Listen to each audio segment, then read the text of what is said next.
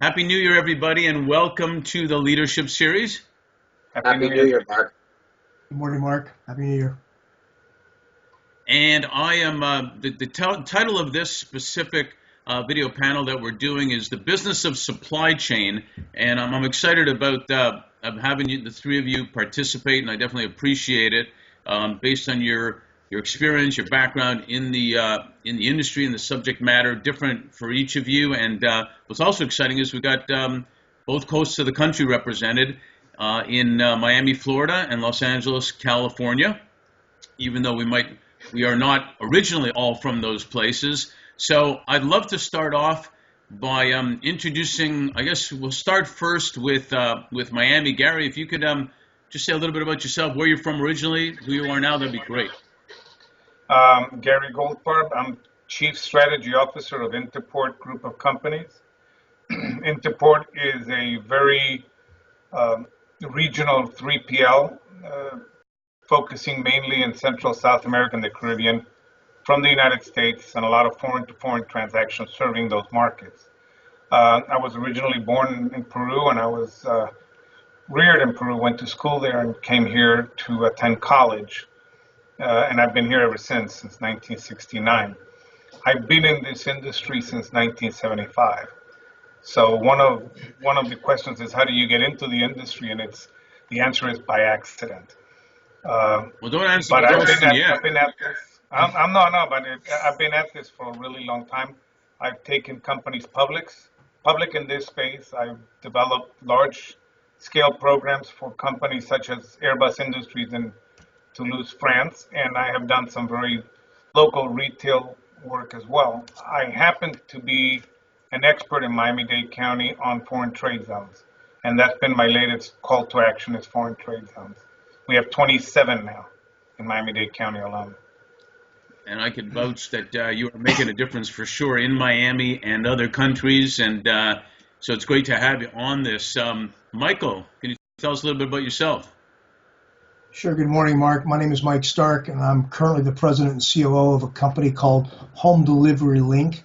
We are a last-mile home delivery service providing home delivery of furniture and appliances, white goods, for companies like Restoration Hardware, Macy's, Sears, Living Spaces, Lazy Boy, all throughout the country. I've been in the logistics industry since about 1989, and like Gary, it was by accident. And prior to being with Home Delivery Link, I've done a couple other roles as president and CEO of other third-party logistics companies, where we've gone in with private equity money and bought companies, rolled them up, and then sold them. And then prior to that, I was with Excel, which is one of the largest 3PLs in the world. And I really had a good upbringing in the supply chain business, working with Excel for about 15 years. Awesome. Where are you from originally? San Francisco, but I've been in LA since '64. All right, awesome. Thanks. Mr. Young, the Phantom, whose video is not working today, but Mark, tell us a little bit about yourself. Okay, thank you very much, Mark. I am originally from Canada, from Montreal. I've been in the executive search industry for, as Mark said initially, many decades. I started my career after getting out of college in Canada in transportation and logistics, and worked for several large corporations, including Freight Forwarder. One of them was called Thomas Meadows and a company out of England. And I also worked for a very large steamship company called Canada Express Line. And I worked in Vancouver, British Columbia for a year doing public relations. I then switched into search, and so for many years, I have been with quite a few different large-scale executive search firms, including KPMG, when we had a search firm. And, of course, the most memorable was A.T. Kearney, because, of course, I was involved with a logistics consulting practice for 7 years. And I've known Mark for many years, and Mark and I have worked together and worked on joint projects. So I'm very excited to participate in any way I can. Awesome. My background's simple. I'm just a major hockey fan, and I love watching my kids play hockey. So that's my biggest forte, and I do executive search on the side, I guess, after that. Not really, but But it's great to have you guys here. I'll do my best to keep up with you, but I'm looking forward to learning from you more and more about your background, your insights that we can share, and hopefully maybe even get some funny stories in there. So let's start with you guys kind of mentioned it, Gary and Mike, a little bit. I've always found it fascinating with clients as the years gone by that it used to be purchasing, distribution, warehousing, procurement, etc. There was no fancy word like supply chain and logistics, and certainly the technology. Gary, let's go back to you. You said by accident that's how you got into this. Really? Yeah, actually, I was in the equipment business, heavy equipment business, selling heavy equipment to Venezuela when Venezuela had a shutdown very similar to what they have now. And the only thing I knew other than heavy equipment was how to ship it.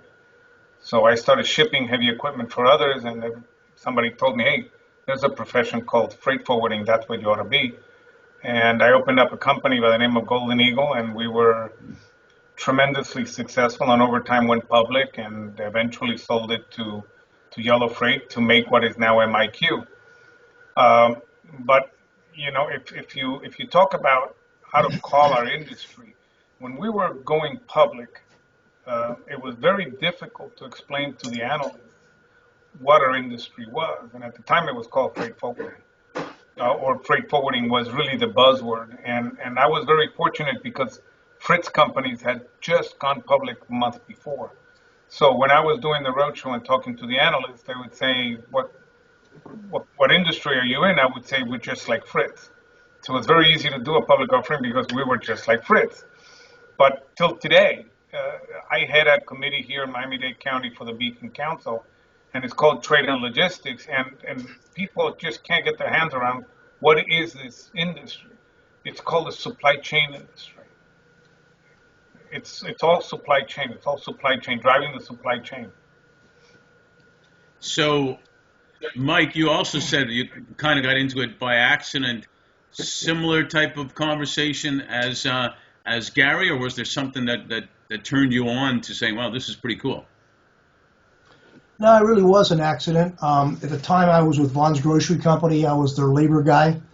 And I recognized that labor wasn't the core competency of the business. Negotiating contract was just something that had to be done. So I solicited an opportunity to go back into the business of the business, which was retail. And I went back into retail operations as a district manager. And while I was in that role, I was contacted by my former boss at Vaughn's parent company, which is Household International. He was the general labor counsel, and he was doing some work for a company in logistics, and he said, I want you to meet these guys. So I went and met with them, and it was the CEO of a division of XL called Merchants Home Delivery Service. Merchants at that time was the largest final mile delivery or last mile delivery company in the country. We had 1,800 trucks, and we serviced Levitt's and Wicks and Sears, and again, this was back in the early 90s. But it was a very substantial company in that particular space, and it gave me the opportunity to learn about that aspect of the business. It also gave me an opportunity to work with the parent company, XL, and then the ultimate parent company, NFC, which was the British parent. And so I was able to work throughout that organization for about 14 or 15 years, doing a lot of different things and learning a lot about supply chain. Because when I first started, it was, like you said, it was transportation and distribution, and logistics was becoming the word, and then supply chain and 3PL and 4PL. A lot of terminology that I learned about. XL was kind enough to send me to MIT and the University of Tennessee to learn about executive leadership in supply chain, so that helped me a lot. And as a result of my time with them, I got to be on both the people side as one of their chief HR officers, and led a couple of their sectors, the technology sector and the chemical sector, to help me learn about supply chain. And as a result, I was able to go on and take on roles as a CEO and COO and various other 3PLs, including some private equity deals. That's served me very well. Very cool. Hey, Mark, none of us, I think, grew up wanting to be headhunters. It happened by accident. How have you found briefly that you fell into supply chain in headhunting, in recruitment, and that in finding people for supply chain positions, over the years. How did you find them if people got into it accidentally? Well, so of course, Mark is right. I accidentally got into search because I went to a consulting firm in Canada while I was in the transportation side, and I neglected to also mention I briefly worked for Panalpina World Transport, so I had exposure there as well, besides my steamship background. But having been in freight forwarding via rail, and also having worked with customs brokers and working with a lot of trucking firms, I realized that in those days we called it transportation, was such a fascinating area and so diversified that I wanted to try to at least have one of my specializations in supply chain and logistics. And I started off in Canada working with, I'm sure Mike and Gary are familiar with the companies, with CP Rail and the Canadian National Railroad, CNR, in those days. Now it's CN. And I also was very interested in what Gary said because I used to work with Fritz Company, and the Fritz Companies was really quite a prestigious name, if I'm not mistaken, Gary, in those days. Definitely. Very, it was sort of a nice pedigree to have. But I've worked with so many numerous different types, especially through A.T. Kearney, when we did the logistics for the Barcelona Olympics. I've worked with companies such as Ryder and Penske and Schneider and Menlo, and so it's been, and even I think Mike mentioned Yellow Freight, or maybe it was Gary. I've worked with Yellow Freight too, and I've seen what I've seen in search is that a lot of these companies have now consolidated, and supply chain management is such a technical field today. There are universities that offer spectacular courses, and to be a supply chain management consultant is not only a well-paying job, but a very respected profession. On the heels of that, I'll go back to Gary, and this with Gary and Mike also. You guys are leaders in the industry, you're executives. How do you influence? How do you as leaders influence the business strategy of your companies or clients? And do you find that most companies have finally recognized supply chain as a critical strategic area, or are there still some that look at it as just an operational thing they got to handle? Gary? Actually, my title is Chief Strategy Officer. So all I do is strategy. I no longer have the option or opportunity to work directly with customers for the most part, unless they're very large customers. But I'm always charting what happens next for our customers as well as for ourselves. And all of our customers, to a man, are all recognizing that supply chain in their business is just about everything. Most of our customers are manufacturer to retail type environments where we manage hardware stores worldwide or retail systems worldwide. Everything for them is a supply. Without the supply chain, they're out of business. And we've had events now in December where those clients of ours hadn't realized they had to plan in advance. And, with the West Coast issues, they're still having supply problems. So now more than ever, they're saying supply chain has to be managed, and it's the most important or the most critical function in the company. So we're constantly tasked with re-engineering the way containers move around the world to get to us, or re-engineering the way cargo is moving raw materials into manufacture and then manufactured goods to distribution. Let me touch on something Mark said, because Mark was talking about universities. As we've had discussions before, that I'm very involved in creating an ecosystem here in Miami-Dade County to make it excellent in supply chain education. Miami-Dade County has adopted, for the first time ever, a rigorous process of making every university and our high schools teach supply chain as part of its core competency. Every college is developing master's and bachelor's programs for supply chain. Miami-Dade College already has a Bachelor of Supply Chain Management. Florida International has a master's in supply chain engineering, originally inaugurated by Yossi Sheffi out of MIT. So, we're talking high end. Miami-Dade High Schools is going to have two high schools, one based on technology for supply chain and the other one based on supply chain disciplines such as distribution, warehousing, freight forwarding, and the like. So even the educational community is understanding that everything sits on a supply chain, and if the supply chain's broken, But it kind of things don't relates, move. Mike, to a lot of the conversations we've had about. To summarize our conversations, is like it's almost like every company's business is supply chain. I see that in most business, the business of the business is supply chain. You asked, how do I influence leaders that we're involved in today? And that's to show them that we're an indispensable business partner, where they trust us, that we are as concerned about their well-being and their future and their revenue stream as we are, and getting them to be as concerned about our company as we are. Are all companies that way? Some are very strategic, and they understand the business. Their business is supply chain. Recently, in Furniture Today, which is one of the industry publications that I read because of the business I'm in today, the editor made a comment, and he said, "You think you're only in the furniture business, but believe it or not, you're actually in the logistics business. Your supply chain just happens to move furniture. So if your supply chain is flawed, so is your business." I think I mentioned to you, Mark, I spoke in front of a group of attorneys and asked them what their supply chain was. And when I started explaining supply chain to them, you could see the light bulbs going off in their head that everybody, even in a service environment, Well, I know you're has a involved supply with the chain. police department too. Well, what's their supply chain?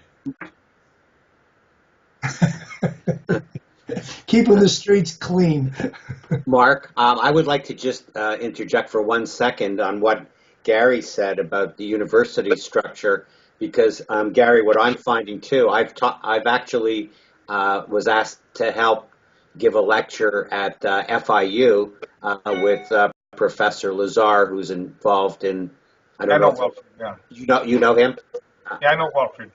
Wilfred Lazar, and I found that it's amazing how sophisticated today the students are when it comes to talking about supply chain. And I will say that almost every client now is really adamant on having somebody with a very solid educational background in supply chain. In the old days, if they had a transportation background or several years, it was fine. But today, you're exactly right. They're looking for that pedigree or that degree behind them to So, Mark, advance really quick, what their is operations. two words we use the most in our searches is right fit?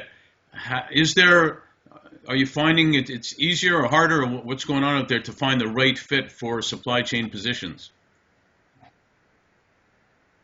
Well, I find that that's a good question, Mark, because there is a right fit, and I'm sure Gary and Mike would echo. It's very different if you're placing someone in the logistics world in sales and maybe selling a service for a trucking firm or for an integrated logistics product.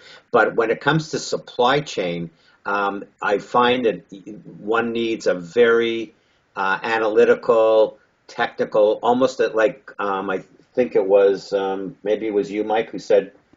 I'm sorry, it was Gary who said he was the chief strategist, and that's what we're looking for today. Clients want candidates that are very Let me ask you a question oriented. to all you guys also about kind of related to maybe cybersecurity. There's also a supply of data and knowledge and information that's going all over the place. And I read some recently talking to a friend of mine who's in the intelligence community, and he talked to me about the hackers are getting in through refrigerators or anything that has chips to get into other things too.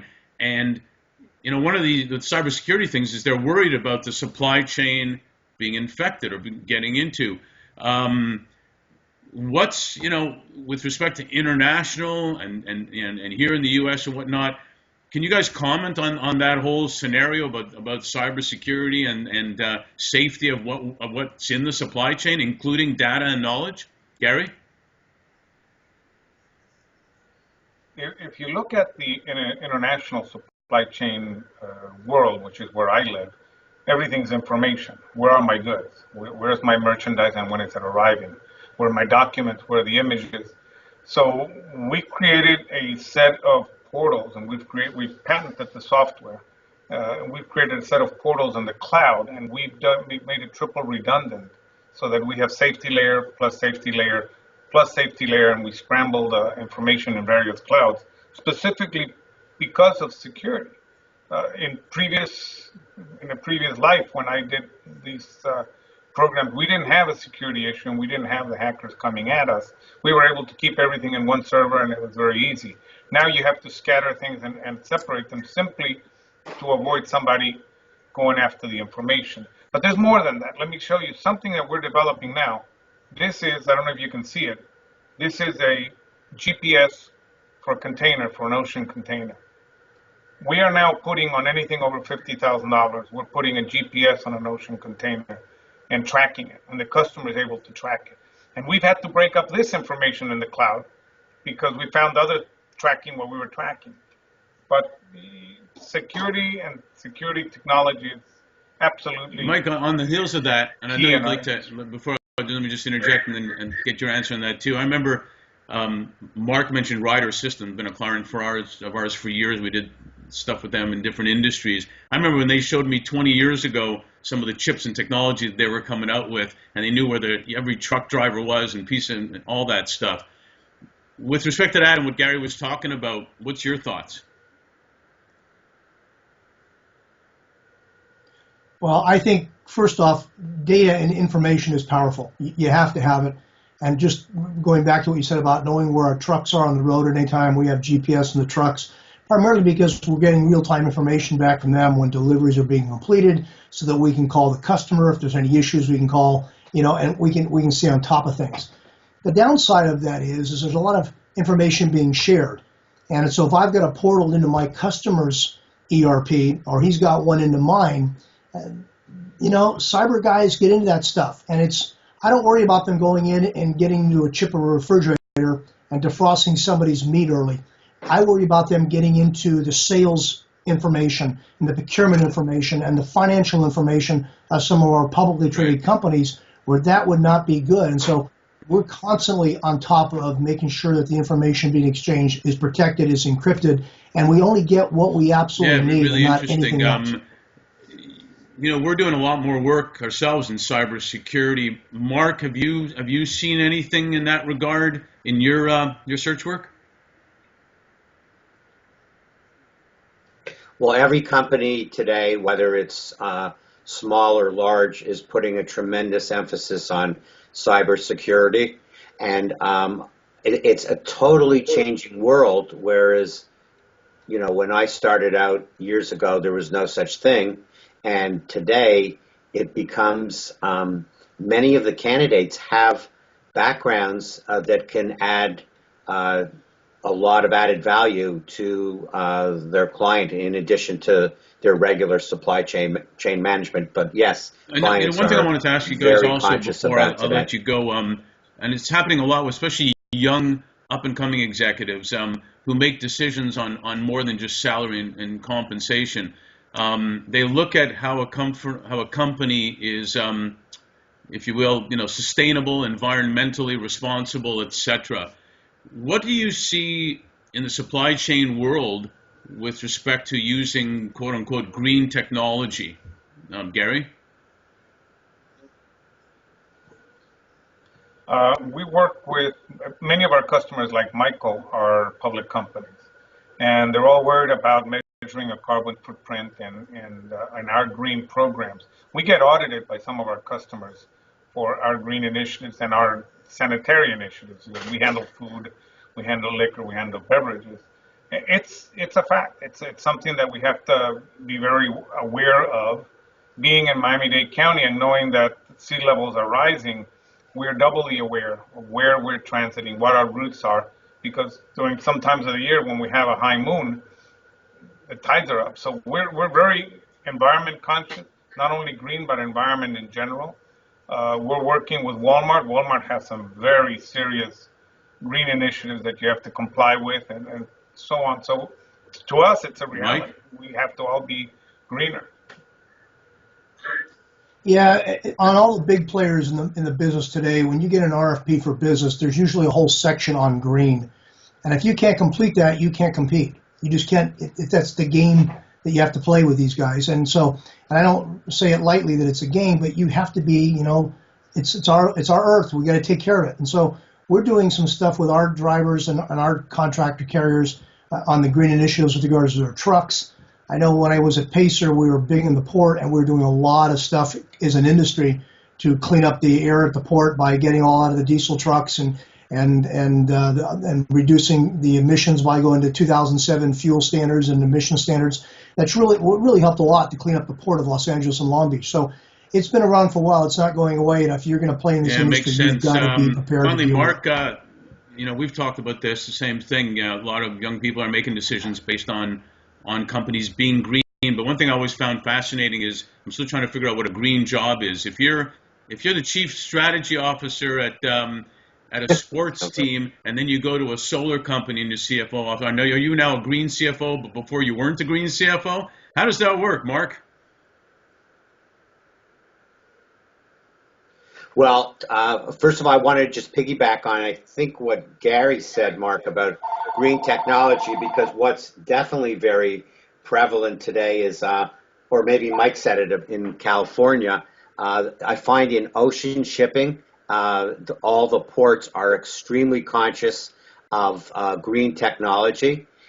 Now, have I placed people specifically in the logistics area with green expertise? Not necessarily, but I am noticing that there are green people or environmental people on staff, and it's becoming, quite a field today.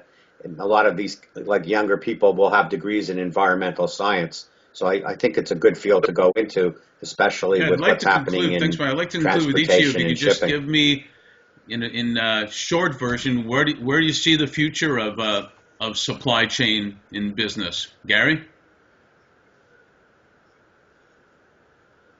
Our industry has a pendulum, and the pendulum swings one way and then swings completely the other way. And in the previous 15, 20 years ago, companies started to bring their supply chain operations in-house to the point where we were basically paperwork operators. Now the pendulum is swinging all the way around, and we're having large companies just absolutely hand over their entire supply chain management and them manufacturing and selling their products. And we see that growing more and more, and that allows them to be more economical, allows us to scale, to really scale and to be able to have top of the line executives to handle 3 or 4 different accounts or companies. So we see the pendulum going all the way, and a lot of outsourcing going to be happening, and hopefully Mike, we're the recipients of some of them. Mike, how do you see the future? I agree. I think outsourcing it's been around for a while. It's becoming more so of the future. A lot of companies at one time wanted to do everything themselves, and they've now realized that there are subject matter experts out there that can really do it better than them. And so why invest in creating something when you can pay somebody else to do it?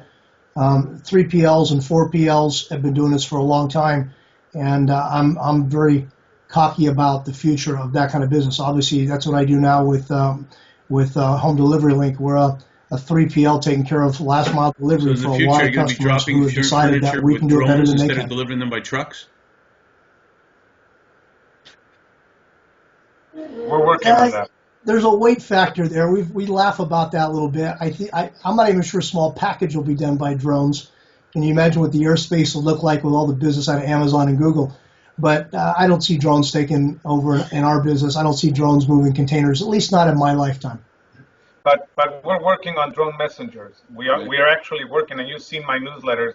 You know that we're working with a drone manufacturing company, because you can deliver a letter or a small package, take a picture of the receipt or take a video of the receipt and post it online.